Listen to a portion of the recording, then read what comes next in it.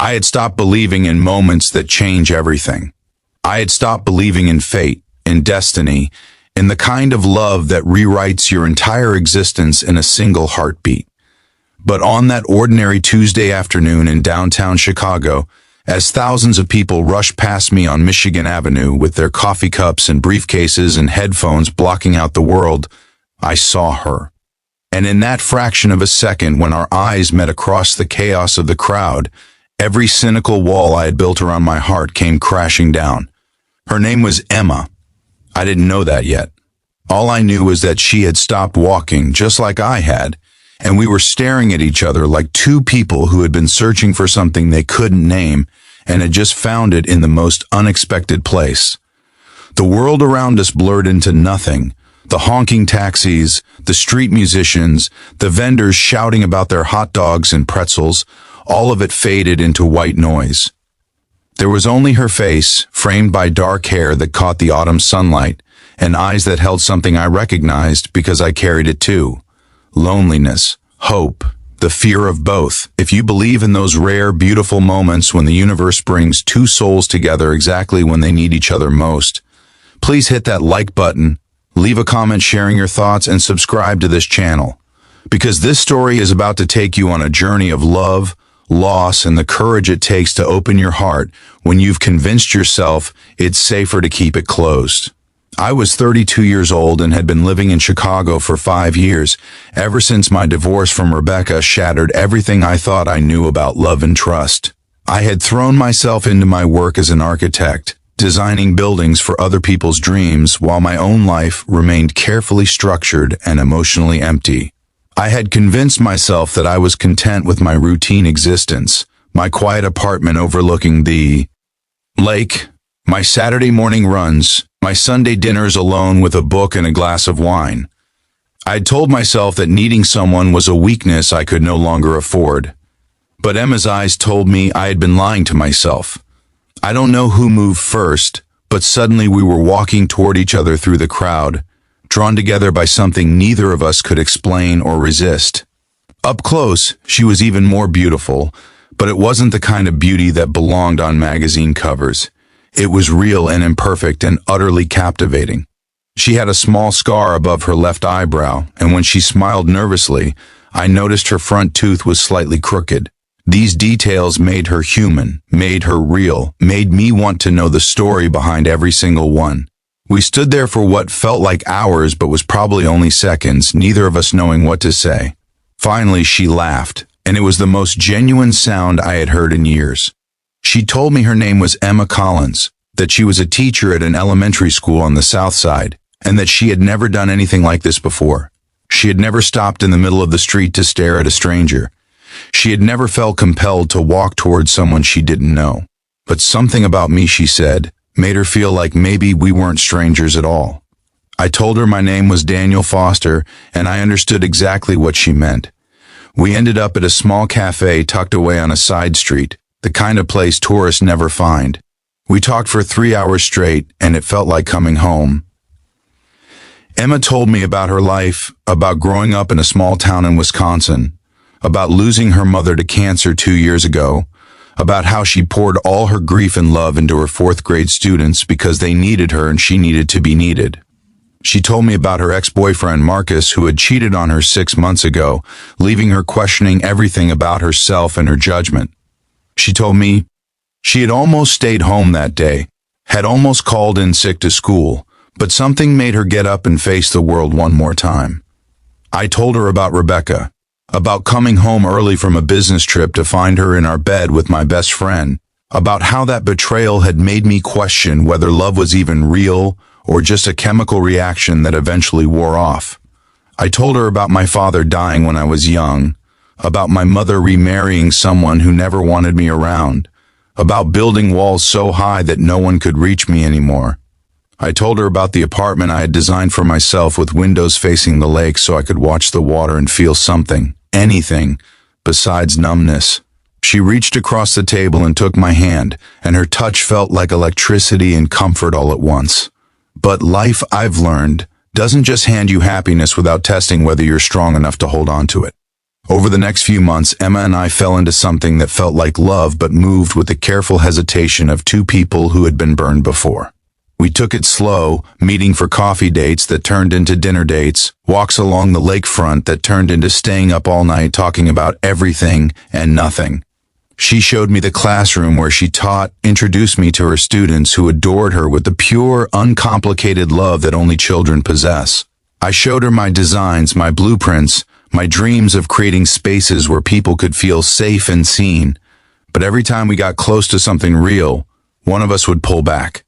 I would cancel plans at the last minute, making excuses about work deadlines that weren't really urgent. She would go silent for days, retreating into herself when things felt too intense, too vulnerable, too much like the relationships that had hurt us before. We were two damaged people trying to build something beautiful from our broken pieces, and we didn't know if we had the courage to trust again. The breaking point came on a snowy February evening. We had been seeing each other for 4 months, dancing around the words we both felt but were too afraid to say. Emma invited me to her apartment for dinner, and I could tell something was different. She had cooked my favorite meal, set candles on the table, put on soft music. After we ate, she took a deep breath and told me she was in love with me. She said she knew it was scary and risky and potentially foolish, but she couldn't pretend anymore. She couldn't keep protecting herself from the possibility of pain if it meant missing out on the possibility of real, true, transformative love. She needed to know if I felt the same way, or if she was just wasting her time on someone who would never let her in. I sat there in her small, warm apartment with its bookshelves full of children's stories and its walls covered in her students' artwork, and I felt terror wash over me. Every instinct screamed at me to run, to make an excuse, to protect myself from the inevitable moment when she would leave or betray me or prove that love was just another word for eventual disappointment. I stood up, mumbled something about needing space, about not being ready, about this being too much too fast. I saw her face crumble, saw tears well up in those beautiful eyes that had first stopped me in my tracks on that crowded street. I left her apartment and walked out into the snow, hating myself with every step. For 2 weeks, I returned to my carefully constructed loneliness. I went to work, came home, stared at the lake, and felt absolutely nothing except the growing realization that I had made a terrible mistake. I had chosen fear over love, safety over joy, protection over connection. I had let the wounds from my past dictate my future, and in doing so, I had become exactly what I was most afraid of becoming, alone by choice rather than by circumstance. One of my colleagues, an older architect named Robert, who had been married for 35 years, finally cornered me in the break room. He told me that life offers very few moments of genuine magic, very few chances at real connection, very few opportunities to experience the kind of love that makes you better than you were before. He said that everyone who has ever loved has also been hurt, but the people who find happiness are the ones who decide the risk is worth it. He asked me if I was going to let one bad marriage destroy every chance I had at future happiness, if I was going to let fear make all my decisions for the rest of my life. His words hit me like a physical blow, because I knew he was right.